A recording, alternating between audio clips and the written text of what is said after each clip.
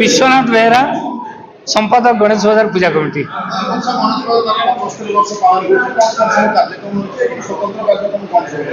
निश्चित भाव में गणेश बाजार किसी स्वतंत्रता बजार तरफ भी रही थाए। तो चलित वर्ष हीरक जयंती 75तम वर्ष पूर्ति अवसर में गणेश बाजार तत्पर हो उठी। प्रत्येक जो सदस्य अच्छा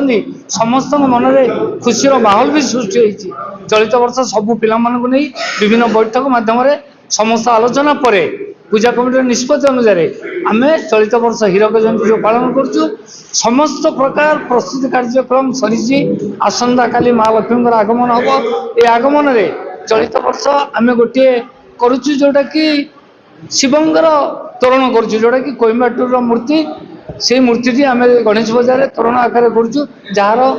प्राय 15 लाख टका खर्च होती। आमर चांदी मेढ़ आगुरी थिला ए वर्ष शोभा पाइबे माँ लक्ष्मी सुना मुकुटे जार मूल्य हूँ 1.5 कोटी टंका। तो विभिन्न तापर जहाँ साजसजा निश्चित लाइट डेकोरेशन कथा कहतु अन्य साजसजा एवं मीना बजार ठूँ आरंभ कर दोली ठूँ आरंभ कर सब प्रकार साजसजा रही।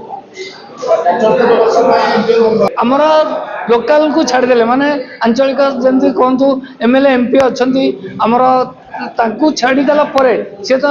आम डाकुचु एवं प्रशासनिक अधिकारी मानक डाकुचु एवं केन्द्र धर्मेन्द्र प्रधान को आम डाकबार व्यवस्था सब कर। सभापति गणेश बाजार पूजा कमिटी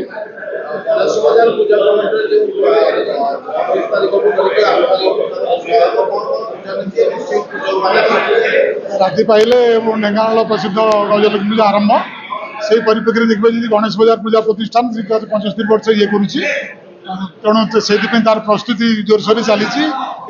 कहे पूजा कथा कहे पूजा ये गोटे परंपरा जमी हुए पारंपरिक रीति हुए आपण मान गोटे आम कार्ड बांटीचु सब प्रोग्राम कारण पूजा को ये प्राधान्य दे था से हुए तो आज गोटे 56 टकर आरंभ कर पूजा प्रतिष्ठान से 1,56,00,000 टकर पड़ी कारण माँ जी श्रद्धेय हमें कौन से करपारती तार यहाँ उदाहरण आम बजार आम जोटा कि अनुभवर कथा जोटा कि ये कले आम ये करें तेणु से देखिए आम प्रस्तुति यज्ञ कुंड हो कहतु शाल काठ 3 क्विंटाल काठ केपटू आसिक कटाई रही पाखापाखि 100 किलो उपर गुआ घीरे से प्रतिदिन